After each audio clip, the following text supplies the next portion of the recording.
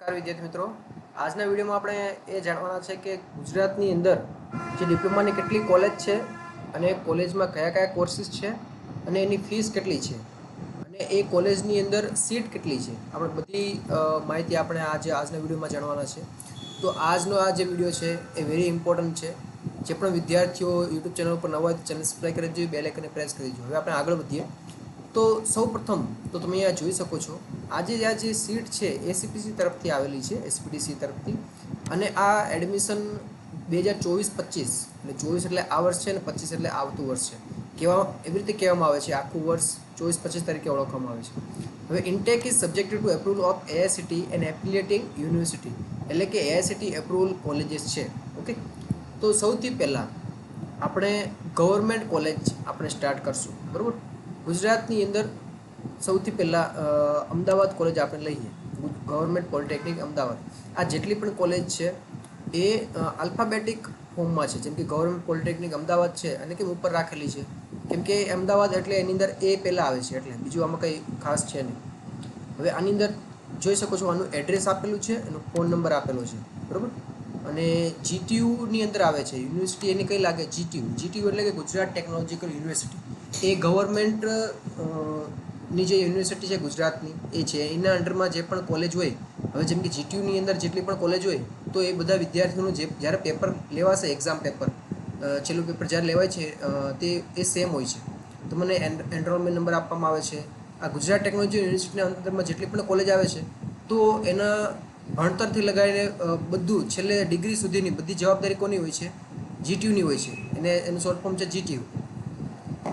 આપણે હવે આ કોલેજ છે તો કોલેજની અંદર સીટ કેટલી ગયેલી છે, જેમ કે આર્કિટેક્ચરની અંદર 30 સીટ છે, ઓટોમોબાઈલની અંદર 180 સીટ છે. 180 સીટનો મતલબ એવો છે કે વિદ્યાર્થીઓ 180 જેટલા એડમિશન લઈ શકે છે. 180થી પછી વધી જાય 181 તો એની અંદર એડમિશન મળશે નહીં, બરાબર. આ સ્કૂલ જેવું નથી કે સ્કૂલની અંદર ક્લાસમાં ગમે એટલા એડમિશન લઈ લો તો ચાલે, વર્ગમાં. આમાં હવે સીટ વાઇઝ હોય છે, ઓકે. કોલેજમાં ઓટોમેશન એન્ડ રોબોટિક્સ છે, એની અંદર 60 સીટ હોય છે. બાયોમેડિકલ છે, એની અંદર 60 સીટ હોય છે. સિવિલમાં છે 120 સીટ હોય છે, બરાબર. જે મેજર જે કોર્सेस છે, જેમ કે સિવિલ, કોમ્પ્યુટર, મિકેનિકલ, કેમિકલ, એવા જે મેજર જે કોર્सेस છે એના માટે આપણે અલગથી વિડીયો આપણે બનાવીશું કે એની અંદર શું વર્ક કરવામાં આવે છે, શું કામ કરવાનું આવે છે, એમાં નોકરી કઈ રીતે મળશે, નોકરી મળશે તો એમાં કામ શું કરવાનું આવશે, બરાબર. તો તમે જોઈ શકો છો ઇલેક્ટ્રિકલમાં 120 છે. તો આવી રીતે અહીંયા સીટ અહીંયા આપેલી છે બધી, બરાબર. અહીંયા હોસ્ટેલની ફેસિલિટી છે. હોસ્ટેલની ફેસિલિટી કઈ રીતે છે એ અહીંયા જોઈ શકો છો. આ હોસ્ટેલ માટેનું છે. તો ગર્લ્સ માટે હોસ્ટેલ અવેલેબલ છે આ કોલેજની અંદર. ગવર્મેન્ટ પોલિટેકનિક કોલેજ છે અમદાવાદ, એમાં ગર્લ્સ માટે એટલે ખાલી વિદ્યાર્થીઓ માટે છે, વિદ્યાર્થી માટે નથી, ખાલી ગર્લ્સ માટે છે. યર ઓફ એસ્ટાબ્લિશમેન્ટ એટલે કે 1954માં બનાવવામાં આવેલી હતી, જૂની કોલેજ છે બહુ. હવે એની ફીસ કેટલી છે? 1000 રૂપિયા છે બોಯ್સ માટે છે અને ગર્લ્સ માટે 0 રૂપિયા છે, અને અમદાવાદની અંદર આવેલી છે. એવી રીતે આ જે સીટ છે એ બધી કોલેજની અંદર અલગ અલગ રીતે તમે અહીંયા જોઈ શકો છો, ફીસ તમે જોઈ શકો છો, બરાબર. તો વિદ્યાર્થી મિત્રો, આ જે સીટ છે એ હું તમને નીચે વોટ્સઅપ ગ્રુપમાં તમે જોઈન થઈ જજો. વોટ્સઅપ ગ્રુપમાં પણ હું મોકલી આપીશ. નીચે ટેલિગ્રામ ચેનલ છે, ટેલિગ્રામ ચેનલમાં પણ હું મોકલી આપીશ, એ પણ તમે જોઈન કરી લેજો, બરાબર. હવે આરસી ટેકનિકલ ઇન્સ્ટિટ્યૂટ છે અમદાવાદની અંદર, એ પણ ગવર્મેન્ટ કોલેજ છે અને આની આમાં એડ્રેસ આપેલું છે. કોઈ પણ કોલેજ સારી છે કે નહીં એ તમારે જોવા માટે સૌથી પહેલાં તમારે કોલેજની તમારે વિઝિટ કરવી પડશે. વિઝિટ એટલે કોલેજે જઈને તમારે બધું જોવું પડશે. તમારા ઘરની નજીક જે કોલેજ હોય એ ગવર્મેન્ટ હોય તો એકવાર ત્યાં જઈ આવવાનું. સારી કોલેજ જો હોય તો ત્યાં તમે એડમિશન લો તો ચાલે, પણ એની પ્રોસેસ છે.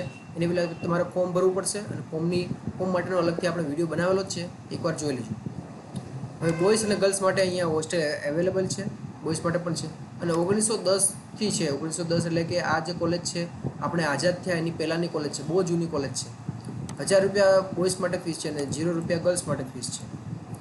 પછી નીચે આપણે આવી જઈએ તો પોલિટેકનિક કોલેજ છે અમદાવાદની અંદર, એક હજી પોલિટેકનિક કોલેજ છે. ઉપર તો આપણે જોઈ.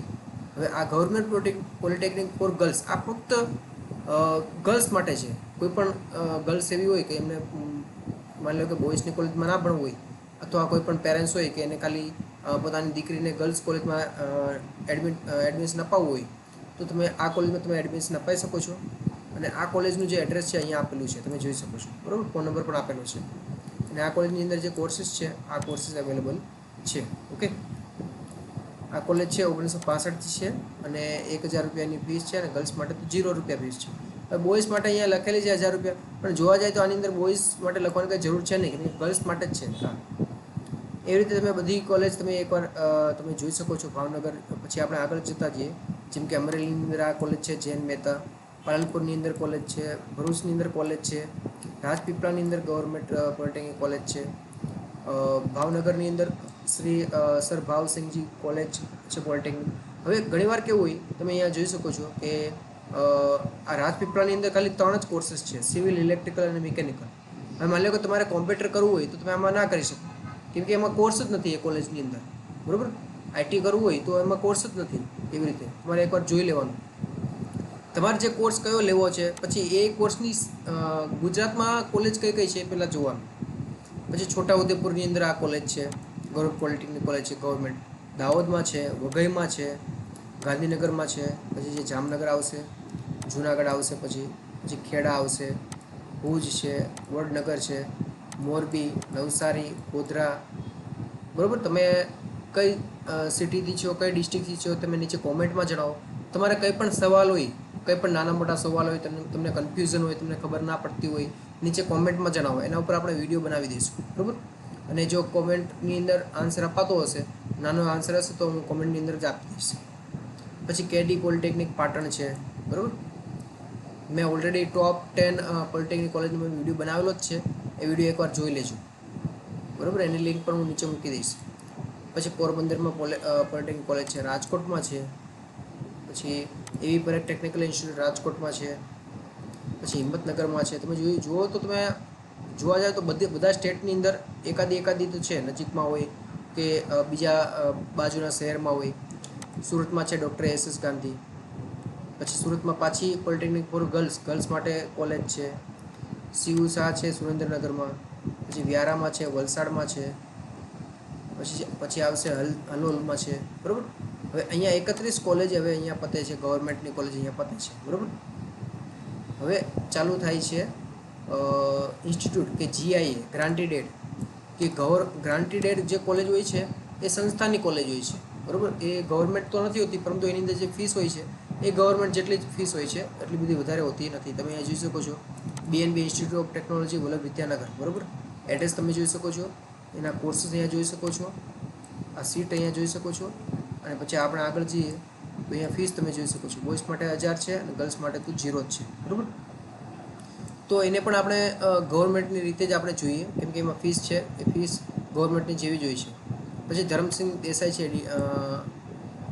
DDU છે, એ નડિયાદમાં છે. પછી તોલાની ફાઉન્ડેશન છે, ગાંધીધામ છે, ગાંધીધામ એટલે કે કચ્છ. પછી છે બરોડા છે, polytechnic MS university of Baroda. હવે આ જે MS યુનિવર્સિટી જે કોલેજ છે, બરાબર, એ કોલેજ છે એ ટોપ 10 કોલેજની અંદર આવે છે. હવે આની અંદર જો યુનિવર્સિટી MS યુનિવર્સિટી છે, આમ પણ MS યુનિવર્સિટી છે, અહીંયા પણ MS યુનિવર્સિટી અંદર છે. તો આ જે MS યુનિવર્સિટી છે એ અહીંયા તમે જોઈ શકો છો, અહીંયા GTU છે, અહીંયા GTU છે અને અહીંયા પાછું DDU છે, બરાબર. યુનિવર્સિટી ચેન્જ થાય એટલે એનો સિલેબસ ચેન્જ થાય, એની એક્ઝામની પેટર્ન ચેન્જ થાય. હવે આ બધા GTUના અંદરમાં જેટલી પણ કોલેજ હોય એની પરીક્ષા કોણ લે છે? GTU લે છે, બરાબર. એના જ્યારે પેપર અહીંયા જેમ કે સુરતમાં બેસેલો વિદ્યાર્થીનું પેપર હોય કોઈ પણ એક વિષયનું, એનું પેપર, અને પાછું કચ્છમાં જો બેસેલો હોય, જુનાગઢમાં બેસેલો હોય એ વિદ્યાર્થીનું પેપર એક ટાઈમ પર લેવાશે અને એની અંદર જે સવાલ હોય એ જ સવાલ એની અંદર હશે, બરાબર. એવી રીતે હોય છે. પરંતુ આ જેમ કે બીજી યુનિવર્સિટી હોય, જેમ કે આમાં DDU છે, આમાં MS યુનિવર્સિટી છે, આમાં પણ MS યુનિવર્સિટી છે, તો એ અલગ અલગ યુનિવર્સિટી છે.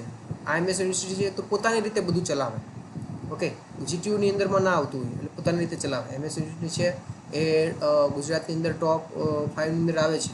મારા હિસાબથી ટોપ 1 2 જ છે આ કોલેજ, ઓકે. હવે આપણે આવી જઈએ પબ્લિક પ્રાઇવેટ પાર્ટનરશિપ છે, એટલે PPP ઇન્સ્ટિટ્યૂટ છે. હવે આની જે ફીસ છે એ પણ ઓછી હોય છે, પરંતુ આ ગવર્મેન્ટની જેટલી સસ્તી નથી હોતી, બરાબર. રાજુલામાં છે ને એશિયન ઇન્સ્ટિટ્યૂટ ઓફ ટેકનોલોજી એ વડલીમાં છે.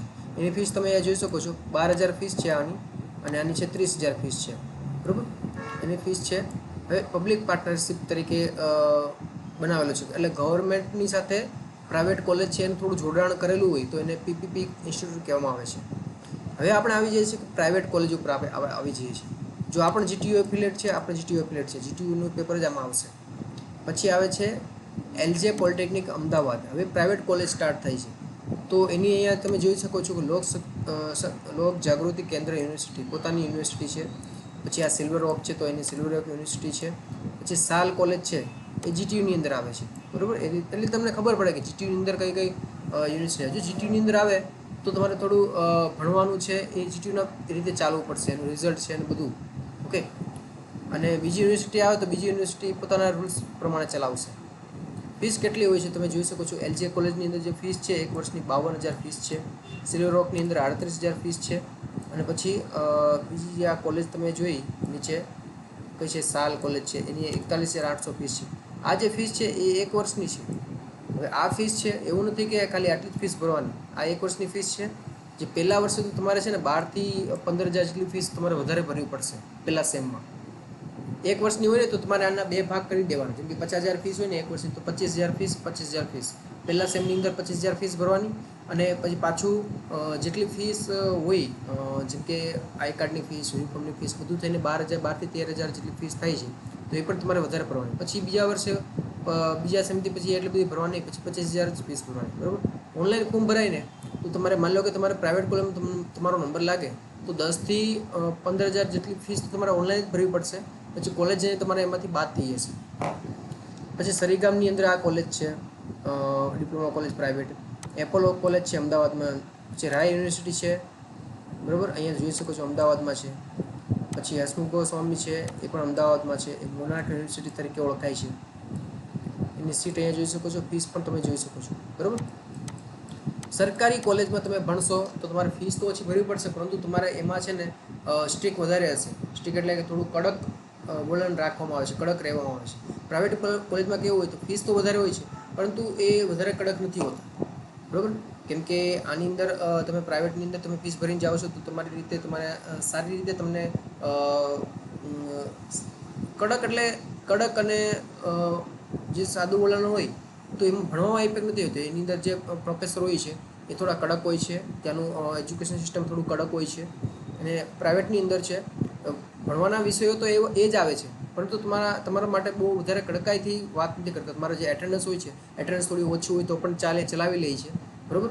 અને તમે આની અંદર જેમ કે મિડ એક્ઝામ લેવામાં આવે છે તો તમને પ્રાઇવેટ કોલેજમાં તમને થોડા માર્ક્સ સારા આપવામાં આવે છે. ગવર્મેન્ટ કોલેજમાં છે, ગવર્મેન્ટ કોલેજની અંદર બધી રીતે કડકાઈ તમારી રીતે લેવી પડશે.